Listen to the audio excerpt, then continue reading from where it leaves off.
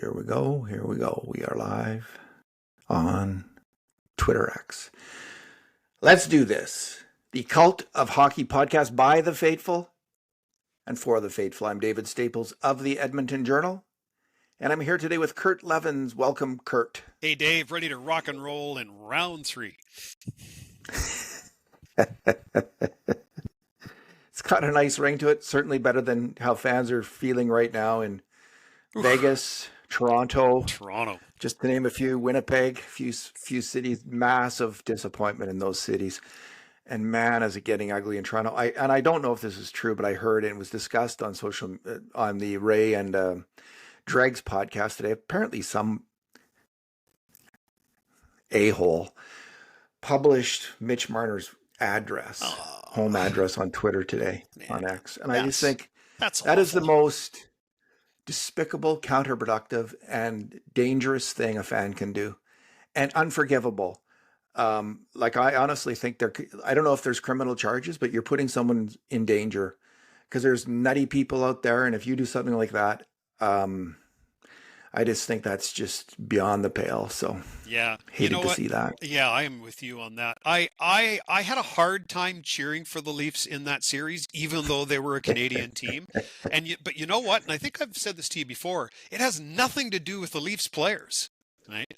It is the over-rabid media and over-rabid fans in that market. And hey, Edmonton's got some of those too, but not to the extent of that tire fire. Like, good luck with all that, Toronto. Like, good God. I have to give the Toronto media credit. There's some members of the Toronto media who can read minds. They can look at a picture of Connor McDavid and sense, they can read his thoughts and think, he's coming to Toronto. He's not happy in Edmonton. Yeah. And Connor McDavid's not going to put up with Edmonton much longer. One of them had that thought and broadcast that to the world. So it is impressive, that ability to read Leafs people's would be a whole lot better. Laugh out loud. I like a lot of their fans. I've gotten to know a lot of their fans on Twitter X. They're great fans, a lot of them. But man, there's been a really nasty side come out in the fans about especially Mitch Marner in the last little while. And some of the media there is just like, they never give the Oilers their due. They never pick the Oilers to win a series. Like it's just so predictable. Some of them aren't going to pick the Oilers to win a series, which is like whatever. Like it's just fuel for the fire for Connor McDavid and the players if they pay any attention to that kind of stuff at all, which they probably don't. But I was cheering for them. I was even watching it now and then. Man, I just thought, like, even when they won Game 6, Kurt, as I was watching the game, I saw Toronto give up odd man rushes in the third period. And I thought, this team, it doesn't know yet. It hasn't yet learned how to play defensive hockey. And in the last minute of that game, protecting a lead, Matthews coughed the puck up into the slot. And it's just like, what? What are you doing? Yeah. Like, how can that happen? So I don't know. I've seen enough bad defensive play by highly talented Oilers players over the years to recognize that malady. If they don't cure it, they will never win. It's just like the Oilers. If the Oilers never cured that, and they did to a large extent last year especially, they would never win. And they won't win this year if they revert to some of their bad habits. And I know McDavid got quite irate last series when he was asked about the strong defensive play, but it's a fair question. It's a fair question to him and all those players. They might not like to hear it. Good. I'm glad they don't like to hear it, but they need to hear it, and they do. And they are, but best of all, they're doing it. Like they do have come through defensively in about half the playoff games. Well, when Toronto lost that Game 7 near the end of the game, the message I put out on social media was, "These dogs don't hunt." I saw that. And it's just, what what? Do you mean? Yeah, they don't, as a team, they don't have the capability the way they are constructed right now to dig deep and win a playoff series. There's a famous old saying by Duke Snider, who used to be the color man for the Montreal Expos, who said, "These guys don't have any hair on their ass," which which was a way of saying, you know what, they just aren't willing to do what it takes to win, and that's the problem I see with the Leafs roster, is that too many of their players aren't willing to do what it takes to win. Um, and you know what, when you've won as many playoff series as the Buffalo Sabres, who haven't been in the postseason for the last 14 years, it's time you take a real hard look at the makeup of that organization and its players and make some changes now. Well, this is an organization that decided to not prioritize keeping Zach Hyman around. It is an organization that didn't keep Connor Brown around. It's an organization that didn't keep Nazem Kadri around. And it's an organization that was too good and too high-minded to enter into the Evander Kane sweepstakes when Kane was up. I remember that. You know, though that comes back to bite you. If you're not willing to take a chance on certain kinds of players, and if you don't value the aggression that certain kinds of players bring, that is not a recipe for playoff success, I'm going to suggest. And they didn't have, like, whatever you want to say about Matthews and Marner, they need two or three more of those guys in their forward group and defense group to win. They did a good job bringing in Tanev, but they need more of that kind of player, and they need to prioritize it. They need to make it a focus, and it just wasn't. It was, it was all about, let's bring in more passing defensemen who can pass the puck, and little forwards who can, let's draft small forwards who can develop into, Sebastian Aho, and let's, all these kind of innovative ideas. Well, they didn't, in the end, they didn't work to build a core group of players to support Austin Matthews and Mitch Marner and Nylander, who are all fantastic skill hockey players. So that's tough for the fans there. Like I'm sure lots of them recognize exactly what we're saying. This isn't news to them, but it must really bug this snot out of them. I did feel bad to see the jerseys on the ice, because we went through that in Edmonton, and I don't care what franchise you cheer for. I think that's a bridge too far, and I felt bad. I felt bad for the players. I felt bad for the majority of fans, because when I see jerseys, the jerseys don't belong to the players, right? The jersey belongs to the team. That's why I've always disagreed with the throwing of jerseys on the ice. You're not protesting the players. Yeah, that's not how you do it. And I disagreed with it when it happened in Edmonton. I disagree with it when it happens in Toronto. I think it's below them as a franchise. And I choose to believe that those few that did it don't represent the large majority of fans in Toronto. We got some upset fans here too in Edmonton, Kurt. That's what I hear. So I've been a bit off the air for the last day. Fill me in. Sportsnet announced its announcers for round 3, and Gene Principe is going to be the game host. Good for Gene. But he's the only one who moved on from the crew. The Jack Michaels, Louis DeBrusque weren't picked. Instead, they picked Chris Cuthbert and Craig Simpson. And people are irate. They are absolutely, and not in small numbers, in huge numbers. And it's these big Toronto Sportsnet is screwing Edmonton, picking the Maple Leafs announcers. I would prefer, my preference would be to have Jack Michaels and Louis DeBrusque do this. I think this playoffs in particular, I think Jack Michaels has taken his announcing game up a notch. And I compare him to like a Glenn Anderson kind of hockey player. In the regular season, his mind might wander a little bit during games, Jack. He might start talking about the movies a little bit too much, or something not related to the play. This is the truth, and everybody knows it. But there's no one better in the playoffs in a big moment than Jack Michaels right now. He is the big moment announcer of hockey. The intensity, the passion, the vocabulary, the description, the surprising little turns of phrase that he'll throw out there. Jack raises his game in the playoffs, and he's gotten that chance to bring us his A+ game. He's risen to the occasion. He is fantastic in big moments. There's nobody better. And it's very frustrating, I think, for Oiler fans that knowing they won't have that voice.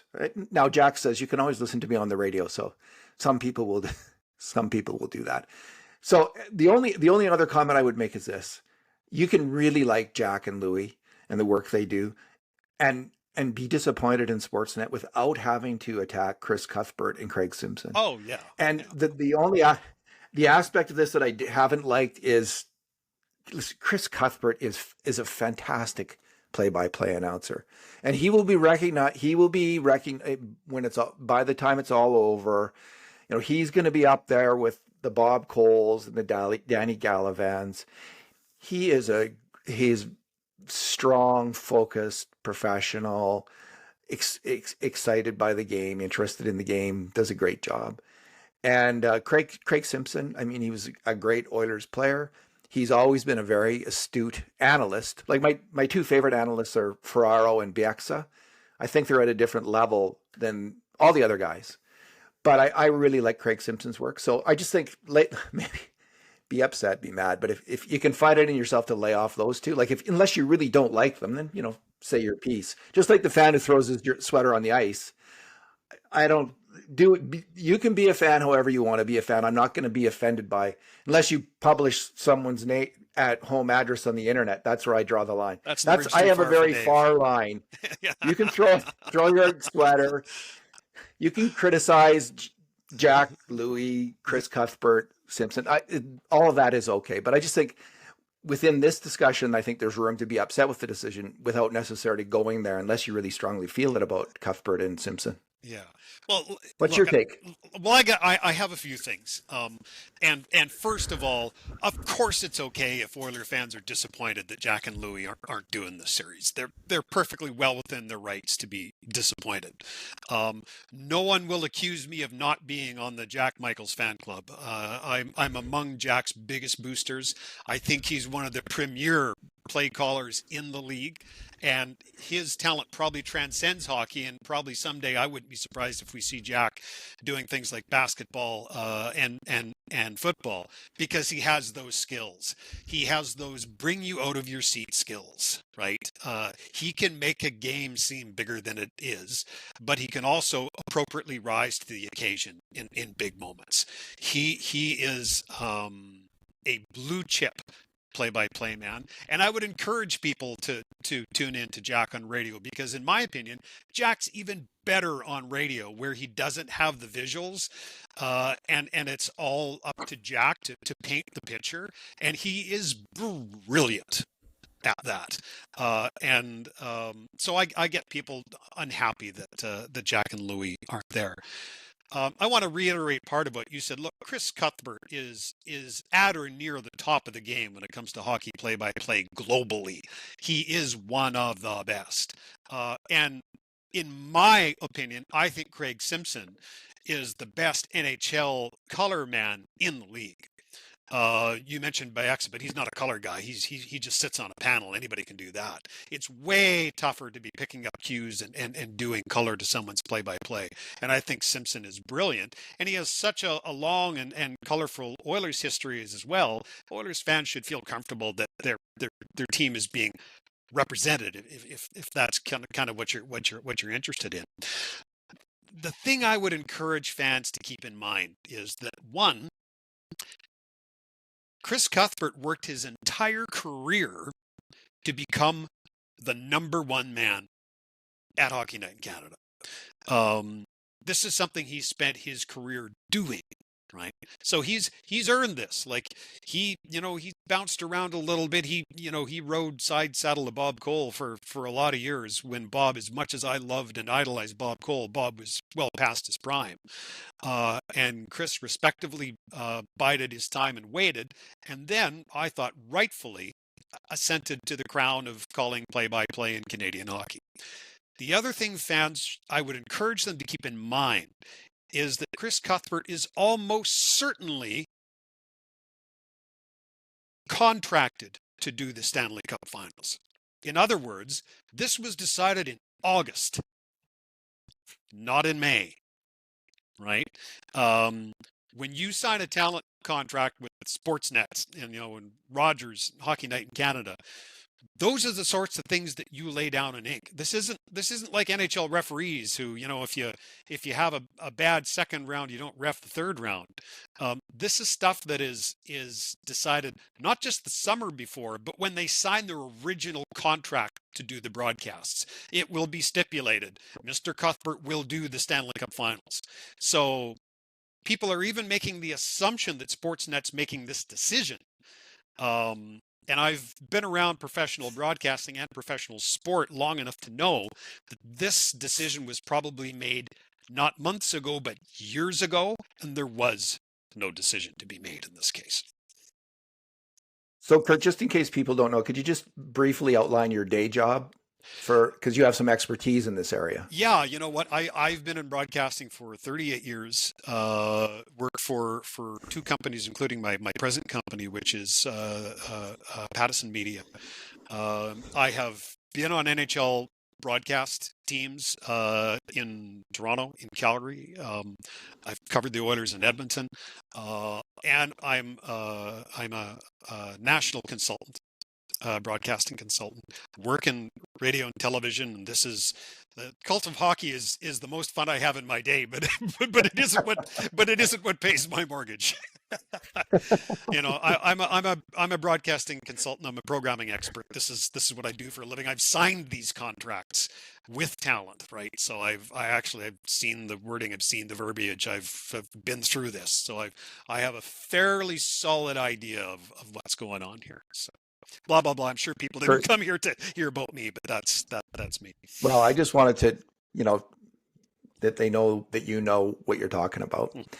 On good days, Dave. In terms of this aspect, radio contracts and radio performance and broadcast performance, Kurt, I was wondering one thing. Would it be possible for them to have Cuthbert on the national broadcast, but to carve out Alberta for Michaels and DeBrusk on a broadcast? Would that cost too much? Would it be too technically difficult to do so? Is there a reason that they couldn't satisfy both the local market and the national market? Because I'm guessing that people nationally would like to see Cuthbert and Simpson, but Albertans would feel otherwise. So is there any chance they could do that or not? Well, a couple things. One, it also makes sense that Cuthbert isn't calling the other series in the Eastern Conference because, of course, Cuthbert would call the Canadian team that's left in the playoffs. That seems pretty natural, right? I mean, I think most people would understand that. Keep in mind, regional broadcasts are over as soon as the playoffs begin. Yes. Right. That's a separate broadcasting contract that has no bearing on the Stanley Cup playoffs whatsoever. So you think this is just contractually set in stone and there'd be no changing? I think he gets his pick and. I think agents and lawyers decided this. And could they technically, David? Yeah, they could. But I think contractually there's no way. That's my educated guess. Okay. Kurt, let's move along to the series upcoming, the Dallas Stars versus the Edmonton Oilers. All right. And as fraught, like we both picked the Oilers in 7 last time, so we both saw a very difficult road ahead for the Oilers. It turned out it wasn't as dire as we had predicted. I have the same feeling going into this one. Really tough series, really close, two very close teams, two excellent teams. I feel about this certainly I felt about it the last 8 teams. But certainly the last 4, all worthy of the Stanley Cup, all great hockey teams. The 4 best teams in the NHL got through. This is them, and these are gonna be heavyweight battles. And I'm worried about this series. But I am picking the Oilers. You picked them in 6, correct? 6, I did. Yep. I'll pick them in 7. Again, because I just see this series. It's so close, and I see potential for Dallas to win some games here and really threaten the Oilers. Like I'm just hoping the Oilers get off to a good start like they did against Vegas. Getting that first game, I mean they won the first 2. That was just amazing. So fingers crossed here, and it often comes down to puck luck. Or a save here or a save there. It's just so close in these games, and you just I'm more worried, Kurt, about this series than about the upcoming final against Florida or Carolina. I think Dallas is other than the Oilers. I think the Oilers are the best team left, but Dallas is the second best team. And so that's my take on it. How do you see it, just generally? Yeah, well, my thoughts kind of dovetail from yours. I do think that Dallas will be the best team that the Oilers have faced in the playoff to date. I do think the Dallas Stars are better than both the biggest Golden Knights and the LA Kings. So I think it is the toughest test for the Oilers. But on the other hand, I think the Oilers are playing their best hockey of this season. I could argue they're playing the best hockey very recently of their last 2 seasons. Because their play over the last half dozen games has been as good as I remember these guys ever playing in terms of two-way hockey. And I think it's going to take a superlative two-way effort to beat Dallas. I'm with you. I think this will be a war. But I do think if Edmonton can get into Dallas and split, that will turn the series. I think it's critical that they split. And if they do, I don't care if they win the first or the second game. I think that can be the ticket to winning the series. It's interesting what you say about them playing so well right now, because I agree with that. And it's interesting because last year when they made the run through the playoffs, they didn't. There was so many moments when they didn't look like a team that was going to win the Stanley Cup against Vancouver. Like the goaltending was just terrible at times. And then they get down 3-0 to Florida, and again it was the Florida goalie standing on his head. But it was just kind of a non-traditional playoff run where they were always coming from behind in games, and it didn't seem like Oilers teams that have won the Cup in the past. The way they're winning now and playing now, this reminds me of a Stanley Cup winning team. Yeah. This reminds me of how it feels to watch a team which is going to win the Stanley Cup, because they are just so freaking good. Yeah, know what? I want to pick up on what you said, because last season I really thought that their PK played out of its mind. Like all world, like the greatest PK in the history of the Stanley Cup playoffs. And I think, honestly, it covered up some warts in the Oilers game. And I think we're seeing a better all-around performance from the Oilers, particularly over the last half dozen games than we saw all of last season. Let's get into, Kurt, our two good things, two bad things notion, where we're going to talk about two good things, two reasons each why we think the Oilers will win the series, and then one thing each why we think that Dallas might trip up our expectations and have the Dallas Stars win the series. And then we'll pick one player each who we think is a dark horse candidate to be a real difference maker in the series. And I think last time you picked Connor Brown, and I think if I'm not mistaken, I picked John Klingberg. So we two pretty good picks as it turned out, right? Yeah. Although there was lots of good picks there were against Vegas, as it turns out. All right. So what's your first reason for thinking that the Oilers are going to win this sucker? I think a key to them winning, and I think a real opportunity for them to potentially take advantage of in order to win, will be to take advantage of Dallas's blue line. In particular, their drop-off halfway through their defense core. I think arguably Dallas has the better top three defensemen in the series. If you look at Heiskanen, if you look at Harley, if you look at Lindell, three terrific defensemen, right? But I think Dallas is going to have to play their top pair, which is probably going to be Harley and Heiskanen.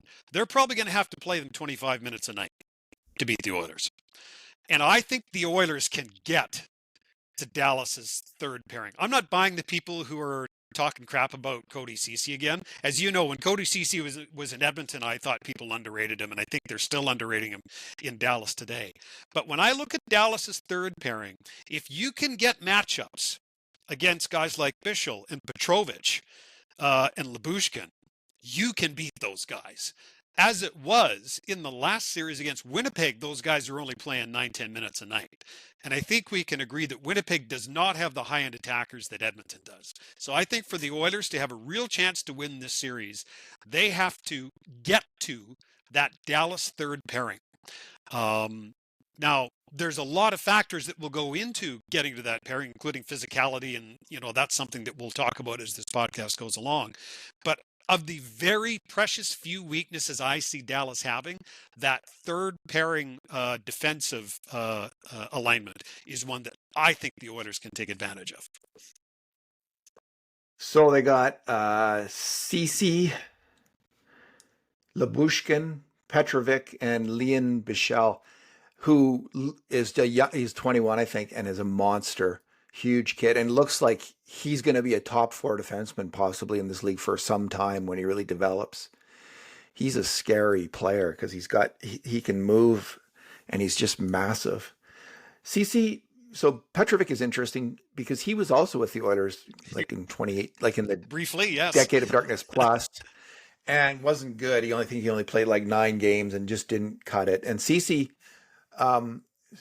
was still good last year. He was a solid defenseman for the Oilers. Yep.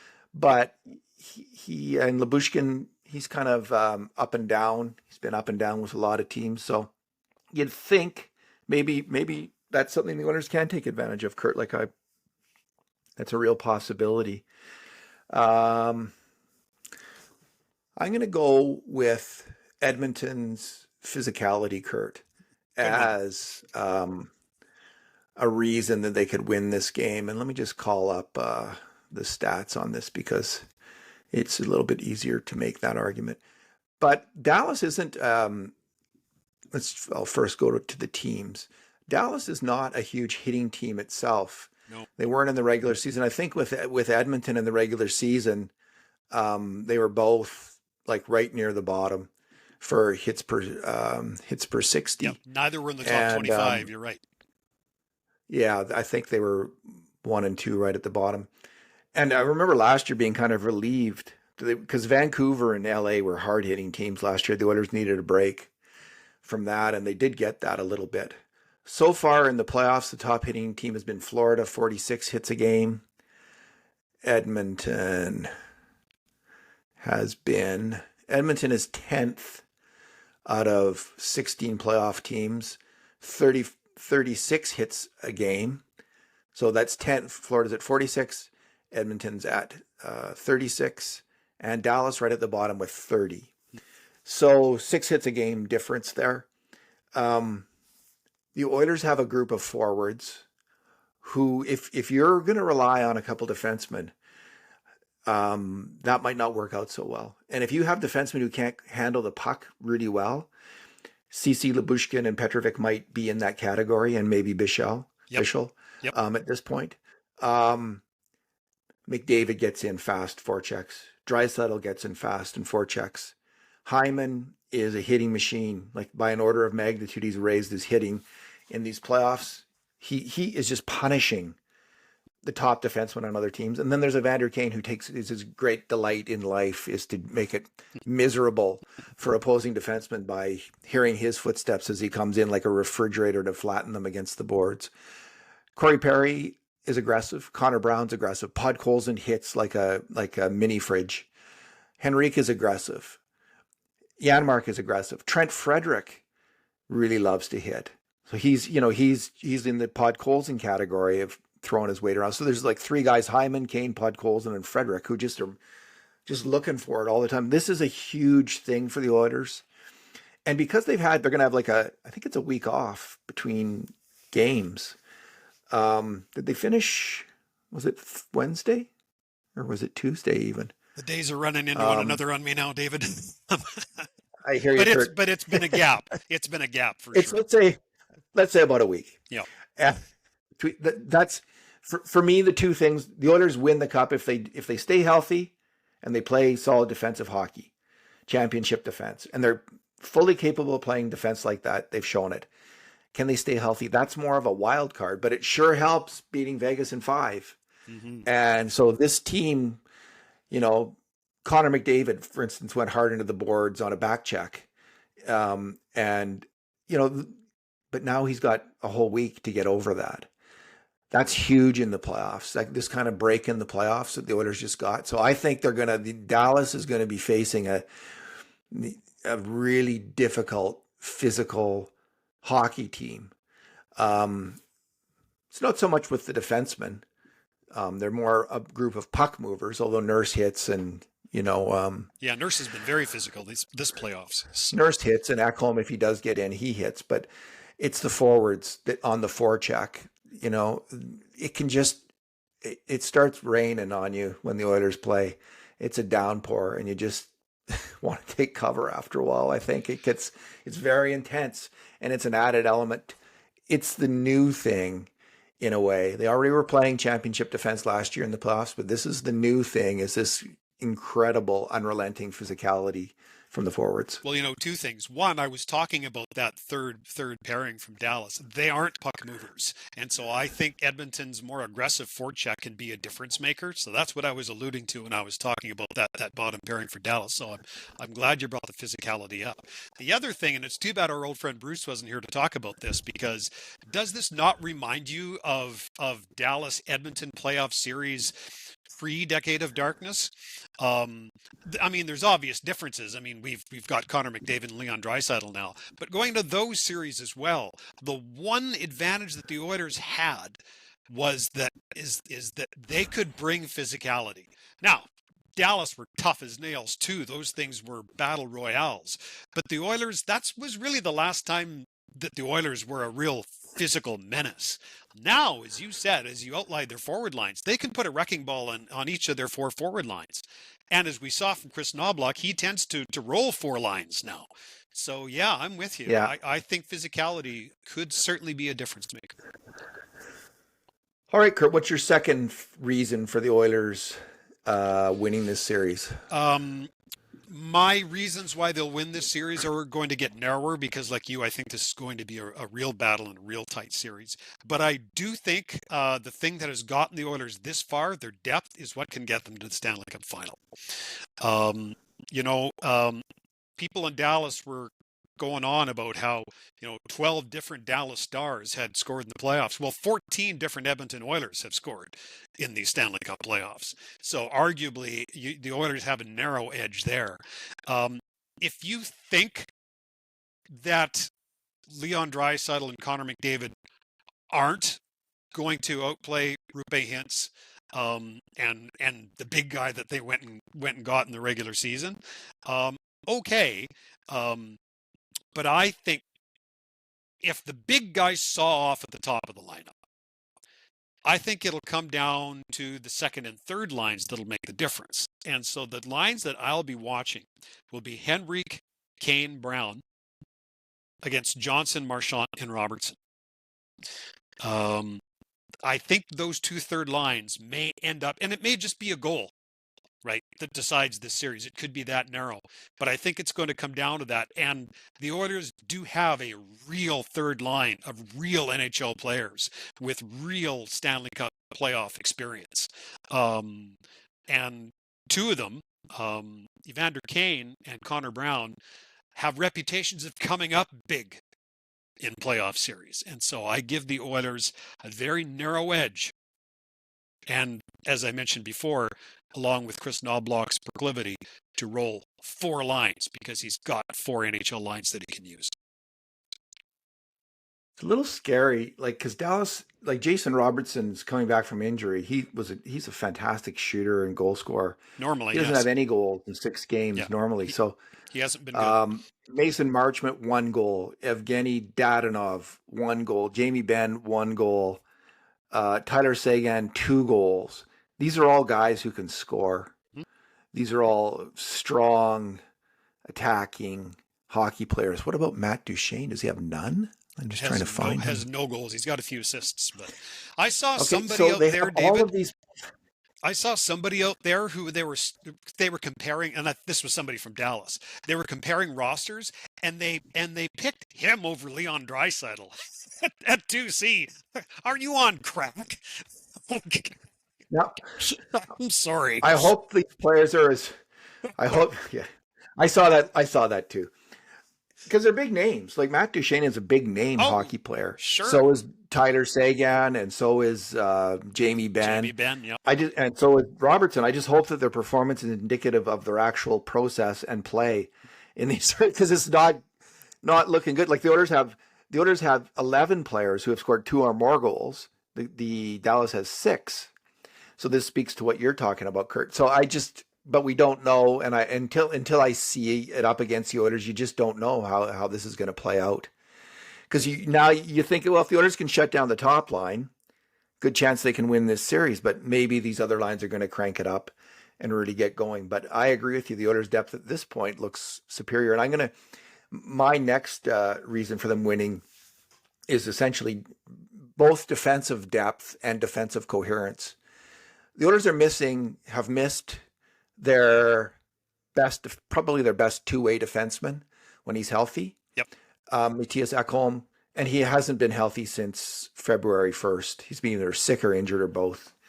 And he played about a dozen games in that time, and he was really bad. He was not very good at all. And then he finally just shut it down because he couldn't get going. But before then, he was playing at the same high level that he's played ever since he got to Edmonton. He was really good this season. So it's not like this is a player who's lost it as an NHLer, which sometimes it's just someone who got injured this year and then lost it because of that. Yep.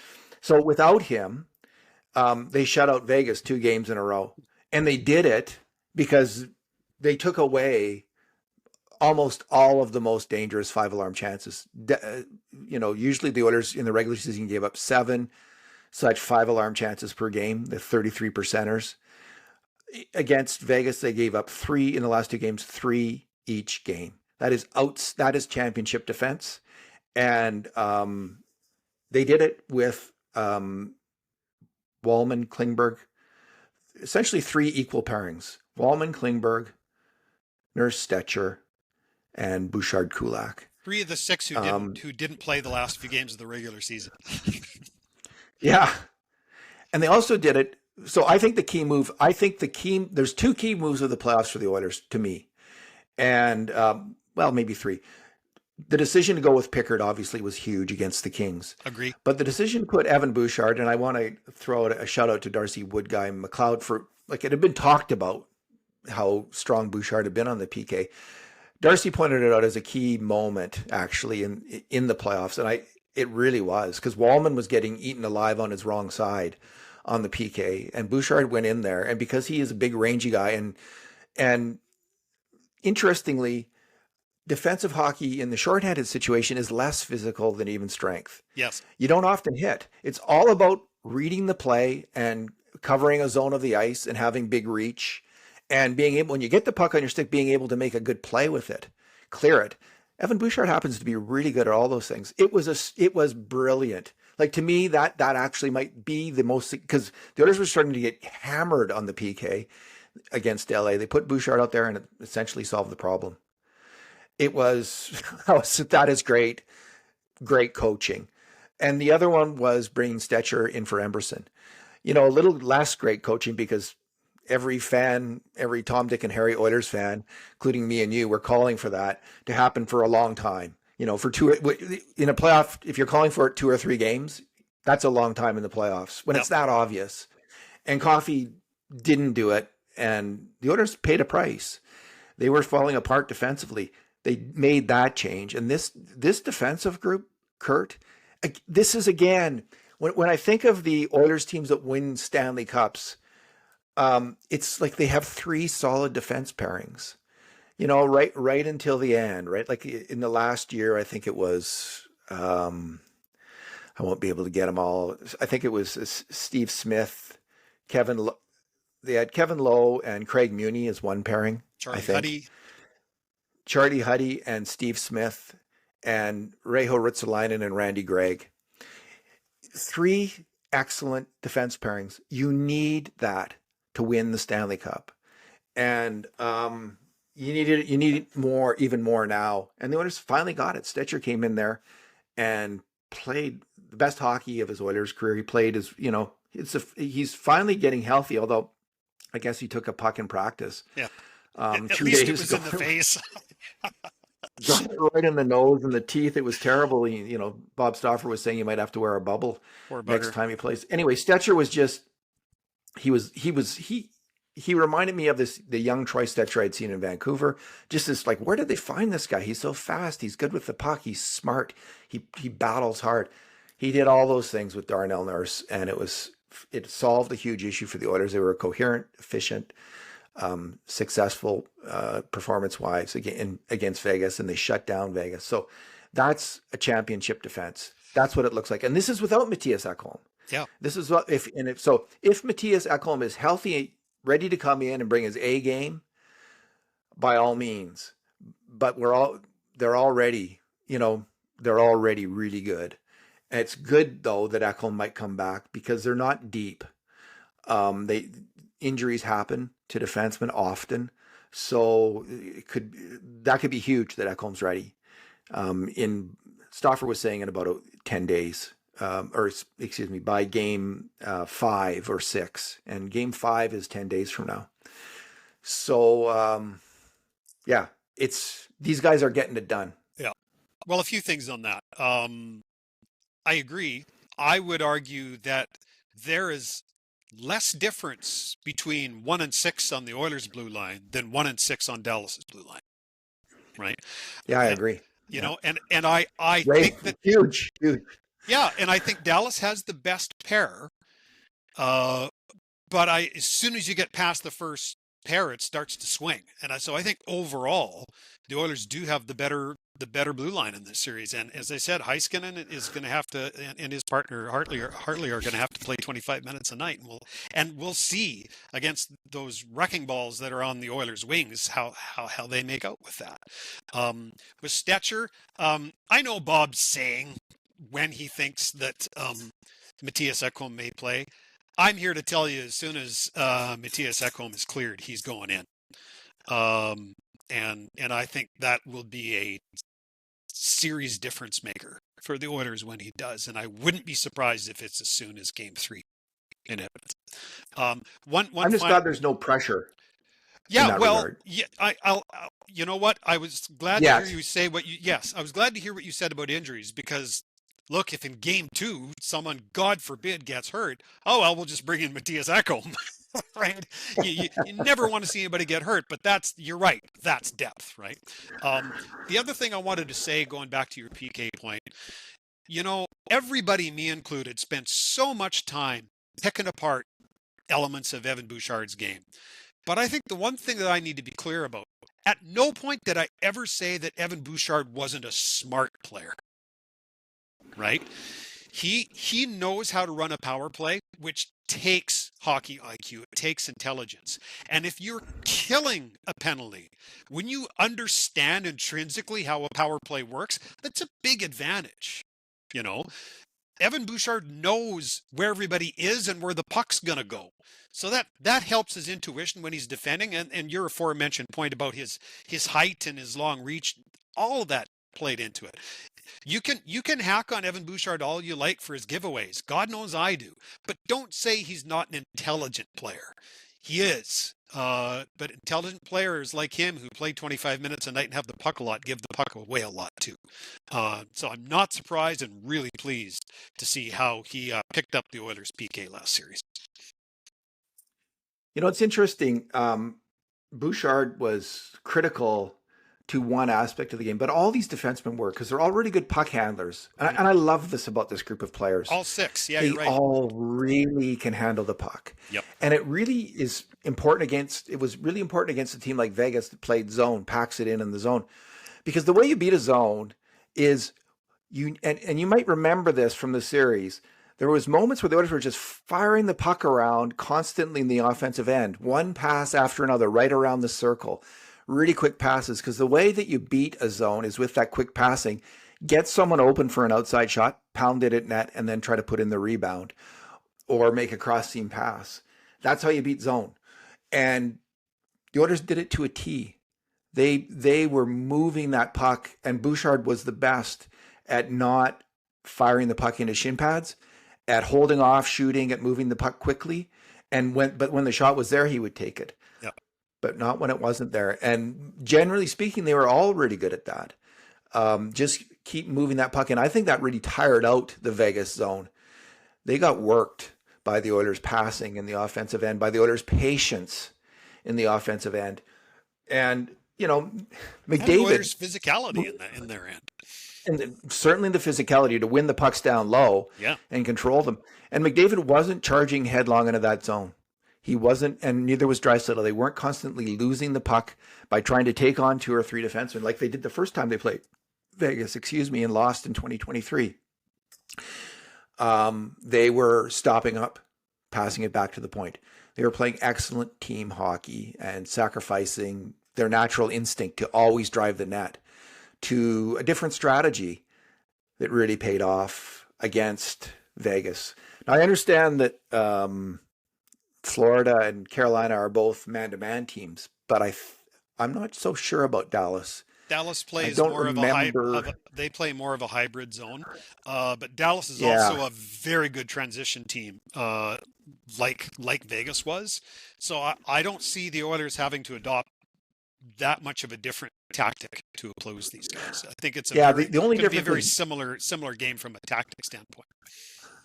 that's my memory too, Kurt. The only difference is Dallas is a more of a skill team and passes the puck better. And they both Vegas and Dallas defend with an incredible amount of discipline.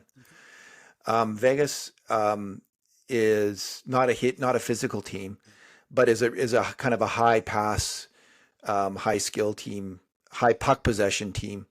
They can be when they're playing their game. So, Yeah. but I agree, they're very similar to Vegas in other aspects. Yeah, well, I think there's a lot of similarities from the previous 2 series that we saw, right? Because like Dallas had the 5th best defensive team in the regular season. Well, the Oilers in the first round beat LA, which was the 6th best in the league defensively, and then the next round they beat Yeah. Vegas, who was the 3rd best in the league defensively.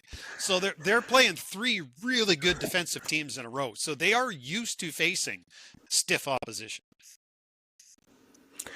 Yeah, and I think LA was playing a zone or a hybrid too. Like they weren't playing man to man like Yeah, they had previously. that's right. And it Finally. generally worked for them. Okay, Kurt, let's go to our thing. Why do you think Dallas might upset our expectations and win this series? What will have happened if that comes to pass? Yeah, well, the Oilers' power play's got to get going. Now, I have confidence it will get going. This has been a historically good power play, and Draisaitl and McDavid and Bouchard are all playing well, and Zach Hyman has really found another gear in the playoffs. So I have confidence. However, in the Vegas series, the Oilers' power play was 1 for 11. Right. Here's another number for you. So far in these playoffs, the Oilers don't have a single power play goal on the road. And of course, Dallas has home advantage in this series. Connor McDavid doesn't have a power play goal in these playoffs. And oh yeah, the Stars had the 4th best penalty killing percentage in the league in the regular season. So as good as the Oilers' power play was against LA in round 1, it sputtered big time against Vegas in game 2, in series 2. If it sputters again against a better overall team in Dallas in series 3, I think that'll spell trouble. So I wrote a post. The biggest weapon in recent years of the Oilers' power play has been Leon Draisaitl's executioner shot, as I call it, where he goes down to one knee, kind of lashes his whole upper body and stick at the net, see if he's going to chop the goalie's head off, and lashes that puck. It is a fearsome, deadly weapon. It goes in. We've been charting this. We've charted the kind of grade A shots that go in the net since 2019-20 at the Cult of Hockey. And we started charting it because of Draisaitl's high shooting percentage. We were trying to figure out, how does he score consistently 20% of his shots? Because hardly anyone else does that anymore in the NHL. Right. And it's this one weapon. When he launches a grade A, when he launches his harpoon, his one-timer on net, he scores 34% of the time. So he's in the last, since 2019-20, he's had 405 one-timers in total in 507 games, regular season and playoffs, and he scored a total of 137 goals. Wow. So 34%. There's something wrong with Leon right now, and you can see this in his inability to get off the one-timer shot. He's had in 11 games, in all those power plays, which is probably 20 to 30 power plays, I'm just guessing, 11 games, he's had one-timer power play shot on net. Just one. This is so last year in the playoffs, by comparison, he had 20 in 25 games, 21 timers on net in 25 games, and he scored 8 goals. This year he's had one-timer on net on the power play, and he's scored 1 goal on it. He scored that goal on that shot. And we can both remember times where he's missed the net and missed wide open nets on, like, not as bad as Mason Appleton of Winnipeg the other night. But there was one or two where I thought, oh man, he scores on that shot. Like, he always scores on that shot, and he didn't. And so I'm not sure what it is. I was speculating on what it could be in a recent post. I was saying, okay, the obvious thing, it could be injury. When an NHL player isn't executing, the most obvious thing is it could be lower body, it could be upper body. You just don't know. Something that's throwing off his delivery, because it's a complicated shot. It takes skill, agility, power, execution, like quickness. It is so fast. So you can see how something small could throw it off big time. Or it could be just natural variance, puck luck, bad shooting luck, just something that's not quite working yet. Now, I don't think it's that, because I think if it was, Leon would be on the ice until he corrected that at this point. Now, maybe we'll see that. He's had a week off. Maybe that's what it was. It was just like some kind of weird hitch in his swing, the yips on the one-timer. Who knows, however you want to put it. It could be that, because we're just looking at a small sample size of 11 games. And he had this season, Kurt, his rate of one-timer shots was right on his career, on his average in the last 6 years. It was right there, same. So this isn't a problem that we saw in the regular season where he regularly got off that one-timer. It's a problem that's come up in the playoffs. And I think it's crippling the Oilers' power play to some extent. Like, this is your main weapon, and your main guy, he's unable to execute right now. And it's now the third thing it could be is the other teams are just bending over backwards, sideways, upside down to take that away from the Oilers. But I think they've always been trying to do that. Are they suddenly more successful than in the past? It's possible that there was just really outstanding penalty killers on those Kings and VGK teams. But I don't think it's that. I think it's most likely injury, maybe combined with some bad puck luck. But the good thing is he's had a week off here. If it's injury and it's not that bad, like he was out, in the last month of the season, so injury's not that far-fetched either. Yep, that's fair. If he's healthy, could come back. I'll mostly just play devil's advocate, because I generally see the same thing that you see, and the numbers don't lie. What I don't know is you're telling me he's getting fewer on net. My eye test agrees with your findings. What I don't know is, are his total opportunities down?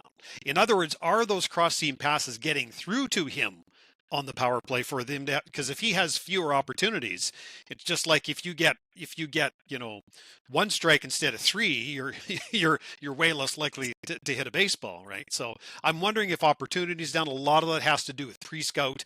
Teams are just defending them better. We just talked about how could be that Dallas, LA, and Vegas are 3 of the best defensive teams in the entire league, right? So, and the other thing is, this time of year, it's frankly, you're not playing San Jose.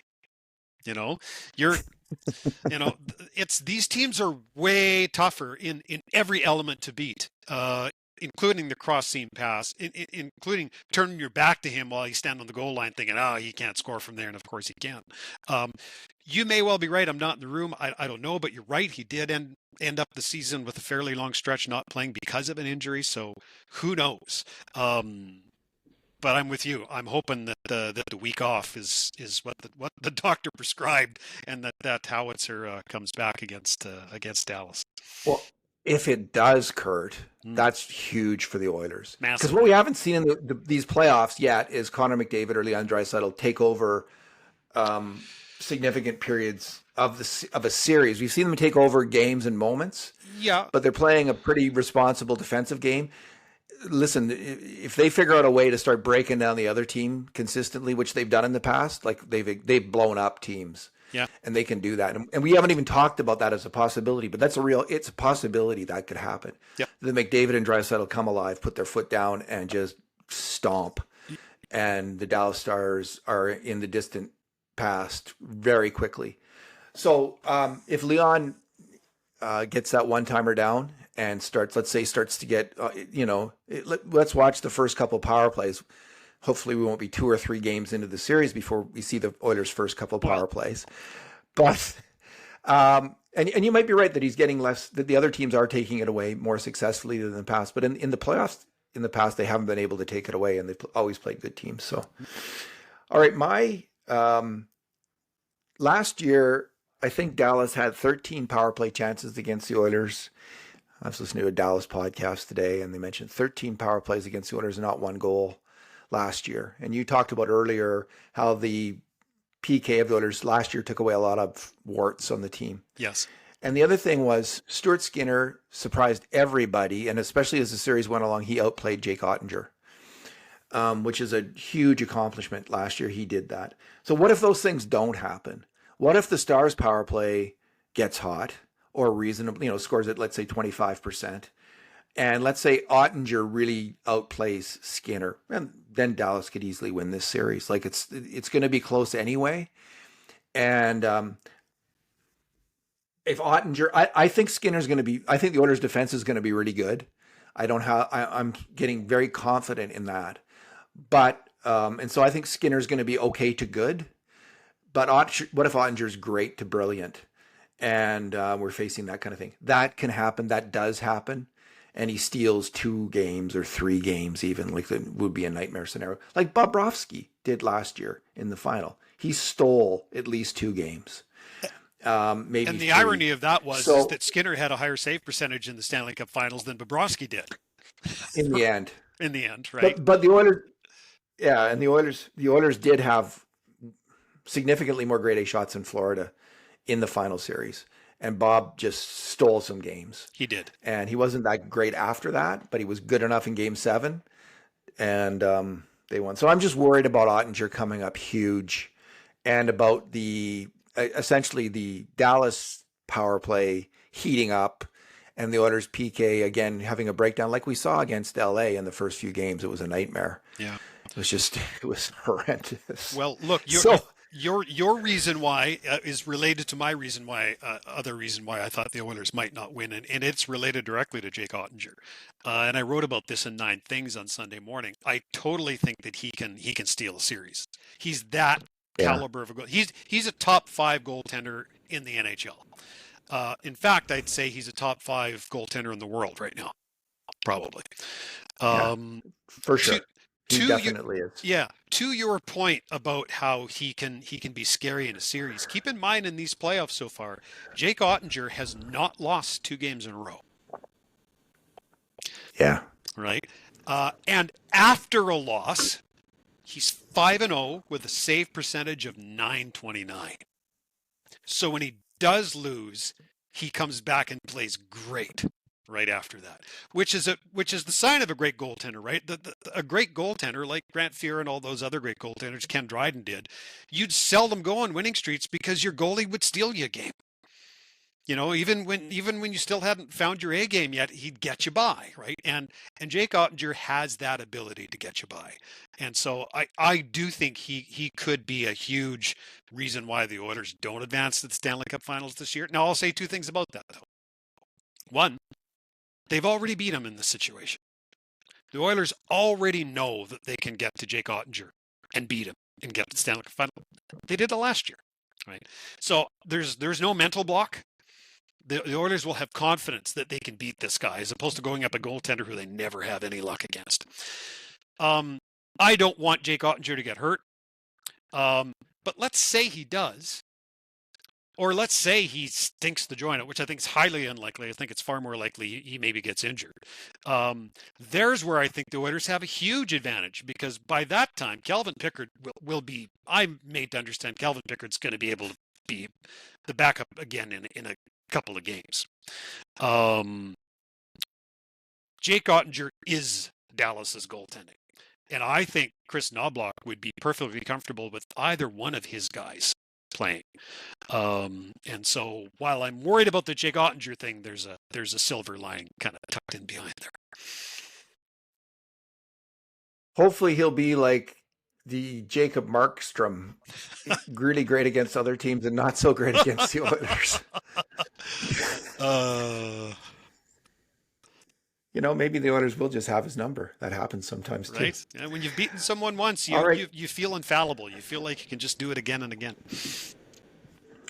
Kurt, who's your wild card for having a big series? My wild card, and I have one for each team.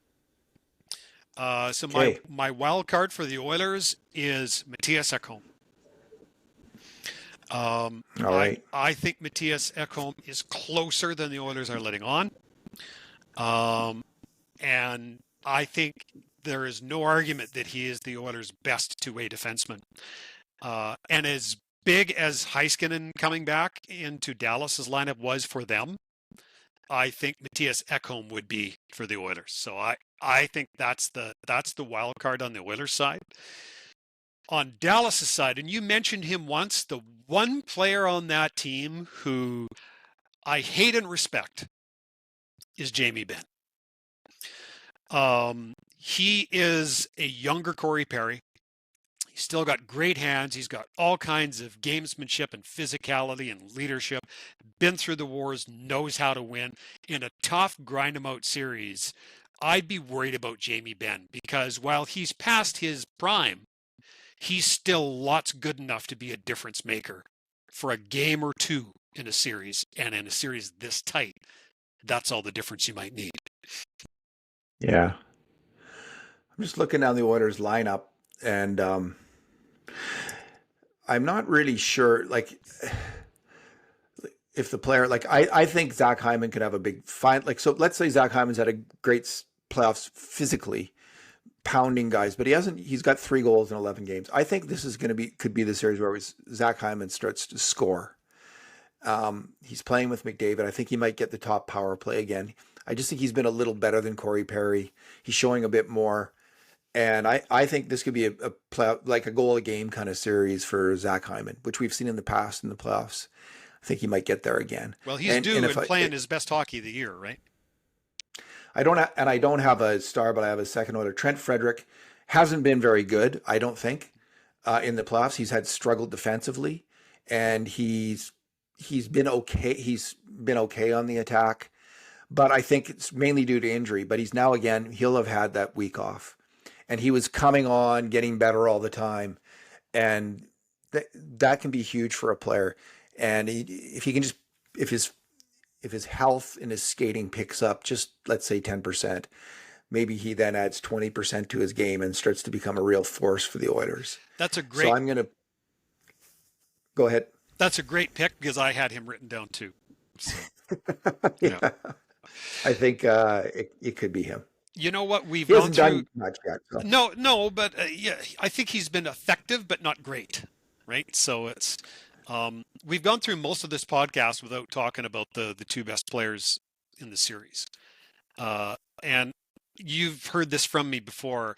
I think the team whose best players play better than the other team's best players is usually the team that wins.